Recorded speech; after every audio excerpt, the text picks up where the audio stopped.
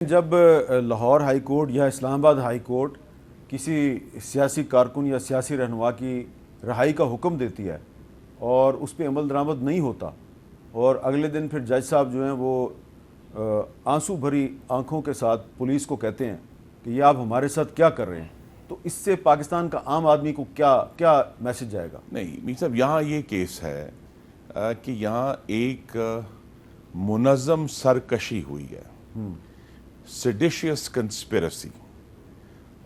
امریکہ میں 6 جنوری کو 2021 میں ان کی پارلیمان پر ایک حملہ ہوا تھا۔ اب وہ حملہ 9 مئی کے واقعات سے بہت چھوٹا تھا اور محدود تھا ایک ہی جگہ پہ۔ 9 مئی میں دیکھیں نا، پشاور میں ریڈیو پاکستان جلا اور کراچی میں بھی پولیس کی گاڑیاں جلی، تو پورے ملک کے اندر ایک بڑا سکیل تھا۔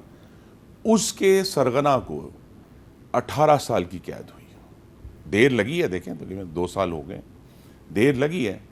18 سال کی قید، 11 سال کی قید، یہ ایک بڑا میں پھر آپ کے توسط سے آپ کے ناظرین سے عرض کروں گا کہ 9 اور 10 مئی کے واقعہ کسی بھی طرح سیاسی اختلاف نہیں تھا، کسی بھی طرح احتجاج نہیں تھا، یہ ایک منظم اور سرکشی تھی جس نے پاکستان کی ریاست پر حملہ کیا۔ اور اس سرکشی میں ملوث جو لوگ تحریک انصاف چھوڑ دیتے ہیں وہ معصوم کیسے بن جاتے ہیں؟ جی نہیں، وہ معصوم نہیں ہے، لیکن ان میں سے بھی وہ لوگ جن کے خلاف ایویڈنس ہے اس سرکشی کا حصہ ہونے کی۔ دیکھیے، شروع میں بہت سارے لوگ گرفتار پوری دنیا میں ہوتے ہیں، وقت کے ساتھ ساتھ چھوڑے جاتے ہیں۔ جو لوگ اس کے اندر بھی جنہوں نے کہہ بھی دیا ہے کہ جی ہم چھوڑے تحریک انصاف کو، اگر وہ اس میں ملوث ہیں تو ان کے اوپر قانون کا اطلاق ہوگا، بالکل ہوگا۔ Are you sure؟ I am very sure کہ وہ انہوں نے پارٹی چھوڑ بھی۔ میں پھر یہ کہوں گا کہ یہ جو 9 اور 10 مئی کے واقعات تھے، اس کے سیاسی مضمرات کوئی بھی ہوں، لیکن اس کو بطور ایک کرائم ٹریٹ کرنا ہے انڈر دا لا، اور لا کا یہی تقاضا ہے کہ کوئی بھی شخص جس کی سیاسی وابستگی یہاں تھی یا وہاں تھی، اگر وہ اس سرکشی کا حصہ تھا، اگر وہ عمارتوں کو جلا رہا تھا، مثلا جو بات کم لوگوں نے کہا، اتنا بھیانک عمل کہ پشاور میں ایک منڈی جلا دی اور 150 زندہ جانور جلا دیے ان لوگوں نے۔ کیوں جلائی بھائی انہوں نے؟ ٹھیک ہے، تو یہاں یہ ایشوز ہیں کہ جب آپ اس طرح کی حرکتیں کریں گے جو باربیرک ہیں، اور آپ ریڈیو پاکستان کو جلائیں گے، آپ جناح ہاؤس کو جلائیں گے، تو جب اس طرح چاغی پہاڑ کا ماڈل جلا دیا انہوں نے، ابھی کیوں؟ کس چیز؟ اچھا، یہ کون سا احتجاج؟ پہلے 9 مئی سے پہلے وہ کور کمانڈر ہاؤس تھا، 9 مئی کے بعد وہ جناح ہاؤس بن گیا ہے۔ نہیں، وہ کور کمانڈر ہاؤس ہی ہے جی۔ دیکھیں، ریکارڈ کی درستگی کے لیے ہمیں عوام کے ساتھ بالکل سچ بولنا چاہیے۔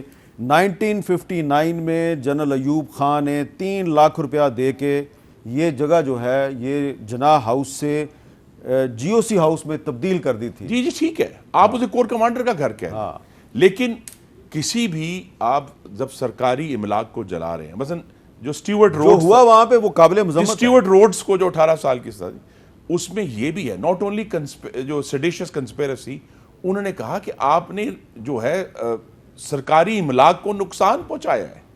تو لہذا یہ سارے ایشوز جو ہیں، جو 9 اور 10 مئی کے واقعات ہیں، ان کا اسی لیے ایک سنجیدگی ہے۔ ایز آئی سیڈ، اس کے سیاسی کانسیکوینسز کوئی بھی ہوں، لیکن وہ لوگ جو اس میں شامل تھے، اس کے انسٹیگیٹرز تھے۔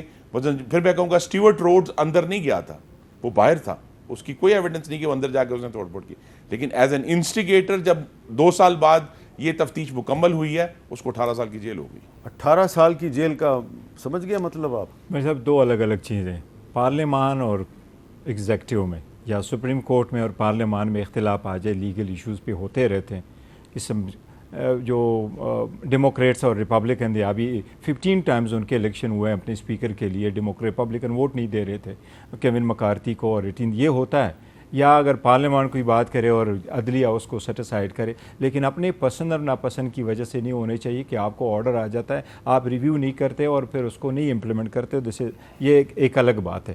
جہاں تک وہ 9 مئی کا تعلق ہے، تو ایک ایشو آیا سیریس تھا، سب ملک نے کنڈم کر لیا، ایوری سنگل پاکستانی نے ان دا ایوری پاسبل ورڈز اس کو کنڈم کیا کہ جو انوالو ہے ان کو سزا ملنی چاہیے۔ اگر امریکن پرنسپل اپلائی کرنا چاہیے، یس، ایک امپارشل ٹریبیونل ہونے چاہیے، کمیشن ہونا چاہیے، انکوائری ہونا چاہیے، جو ان میں انوالو ہے ان کو سزائیں دینے ہو چاہیے۔ لیکن ایک چیز ہے، ڈیموکریسی میں ایک وقوع کا ہونا ایسا نہیں ہونا چاہیے to hold back the entire system, کہ اگر 9 مئی کا وقوع ہوا اب کچھ بھی نہیں ہوگا، عدلیہ کا بھی احترام نہیں ہوگا, آرڈرز بھی نہیں ہوں گے, آئین بھی سیٹسائڈ ہوگا اور الیکشن بھی نہیں ہوں گے. یہ پروسیس رکنا نہیں چاہیے, ورنہ اس سے پوری ڈیموکریٹک سسٹم جو ہے وہ رول بیک ہو جائے گا. ان لوگوں نے اتنی قربانیاں دی ہے اس ملک کے لیے, فوج بھی ہماری ہے, ملک بھی ہمارا ہے, عدلیہ بھی ہماری, پارلیمان بھی ہمارا ہے. آج خرم صاحب بیٹھے ہیں, کل کوئی اور ہوگا, لیکن یہ پروسیس رکنا نہیں چاہیے. اس میں جو لوگ رسپانسیبل ہے آئین قانون کے مطابق سزائیں دینے چاہیے, اور اگر جو رسپانسیبل نہیں ہے ان کو بے گناہوں کو وہ نہیں ہونے چاہیے, سزائیں نہیں ہونے چاہیے. اور اگر آپ عدلیہ کے خیال میں کسی کے, کوئی بے گناہ بھی گرفتار ہوئے ہیں؟